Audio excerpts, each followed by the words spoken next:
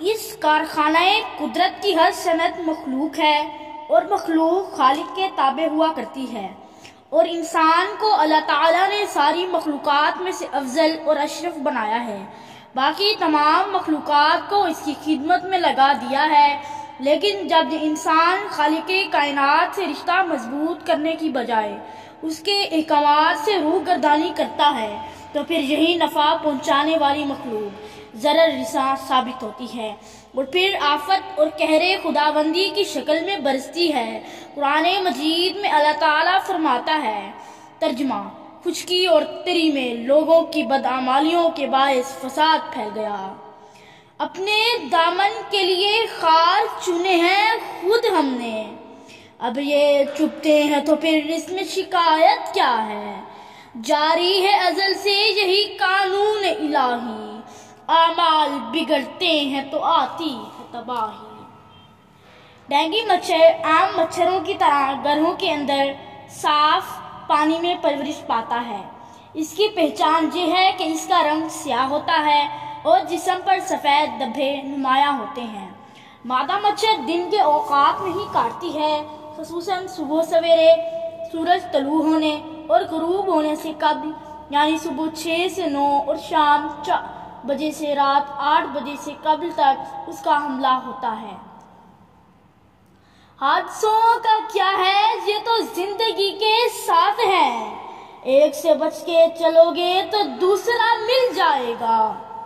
Dengue بخار کی علامات۔ نمبر 1، مریض کا بخار 102 فارنہائٹ سے زیادہ ہو جائے گا اور لگاتار رہتا ہے، ہلکا یا تیز بخار ہونا۔ نمبر 2، جسم میں شدید درد کا ہونا۔ نمبر 3، سر میں درد ہونا۔ نمبر 4، قے آنا۔ نمبر 5، نزلہ، زکام، کھانسی اور پیٹ میں درد ہونا۔ نمبر 6، ہڈیوں، جوڑوں اور پٹھوں میں شدید درد ہونا۔ نمبر 7، شدید حملے کی صورت میں منہ یا جسم کے دیگر اعضاء سے خون آنا۔ دراصل ڈینگی بخار ایک وبائی مرض ہے، یہ دنیا کو متاثر کرنے والی اہم وائرل بیماری ہے۔ اسے ہڈی توڑ بخار بھی کہا جاتا ہے کیونکہ اس بیماری کے سبب جوڑوں، ہڈیوں اور پٹھوں میں شدید درد ہوتا ہے۔ ڈینگی بخار مچھر کے کاٹنے کے سبب ہونے والی بیماریوں میں سے ایک ہے۔ دوران علاج بلڈ پریشر چیک کراتے رہنا چاہیے کیونکہ اچانک بلڈ پریشر کم ہو جانے کی صورت میں مریض غنودگی میں چلا جاتا ہے اور بے ہوش ہو سکتا ہے۔ علاج کے دوران مریض کو آرام کرنا چاہیے، اسے تازہ پھلوں کا جوس اور صاف پانی زیادہ سے زیادہ پلایا جائے تاکہ بلڈ پریشر کم نہ ہونے پائے۔ اس کی غذا سادہ ہونی چاہیے جو پتلے شوربے، پتلی سوپ یا دودھ، دہی اور دلیے پر مشتمل ہو۔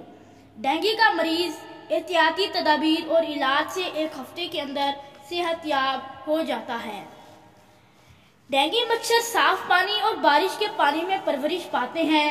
اس کے علاوہ جوہر، تالاب، پرانے ٹائر، خالی بوتلیں اور ٹوٹے ہوئے برتن وغیرہ میں موجود ہوتے ہیں، جن کے وقت یہ گھاس، جھاڑیوں اور درختوں کے پتوں میں چھپے رہتے ہیں اور گھروں کے اندر تاریک جگہوں میں بھی چھپ جاتے ہیں، جیسے الماریوں کے پیچھے، پردوں کے پیچھے، غسل خانوں، باورچی خانوں اور سٹور وغیرہ کے اندر۔ موجودہ سیلاب کے بعد ڈینگی کے بہت مریض سامنے آ رہے ہیں۔ مختلف سطحوں پر احتیاطی تدابیر اختیار کر کے اس بیماری سے بچا جا سکتا ہے جو درج ذیل ہے۔ نمبر 1، ذاتی سطح پر سورج نکلنے اور غروب ہونے کے اوقات میں پوری آستین والی قمیض یا شرٹ کا استعمال کرنا چاہیے۔ جسم کے کھلے حصوں، خاص طور پر چہرے، ہاتھوں اور پاؤں کے نچلے حصے پر مچھر بھگاؤ لوشن استعمال کرنا چاہیے۔ مچھر دانی کے اندر سونا چاہیے۔ مچھر بھگاؤ کوئل اور ٹکیوں کو رات کے وقت کمروں میں سونے سے پہلے جلانا چاہیے۔ ڈینگی کے مریضوں کو مچھر دانی کے اندر رکھنا چاہیے تاکہ مچھر متاثرہ شخص کو کاٹ کر بیماری کی جراثیم دوسرے لوگوں میں منتقل نہ کر سکے۔ اس طرح اس بیماری کے پھیلاؤ کی روک تھام ہو سکتی ہے۔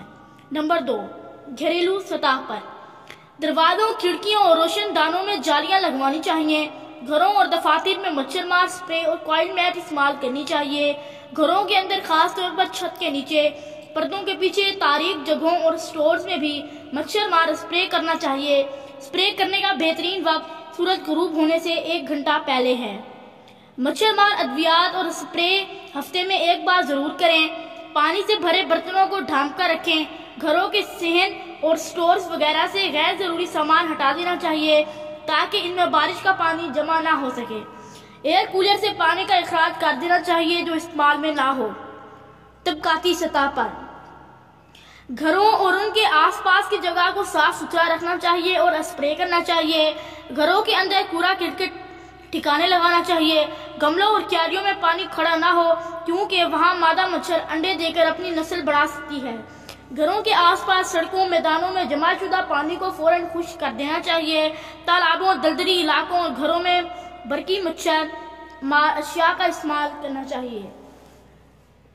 بایولوجیکل کنٹرول آج کل کیمیکل کے استعمال کی حوصلہ شکنی کی جا رہی ہے کیونکہ یہ ماحول کے لیے نقصان دہ ہیں۔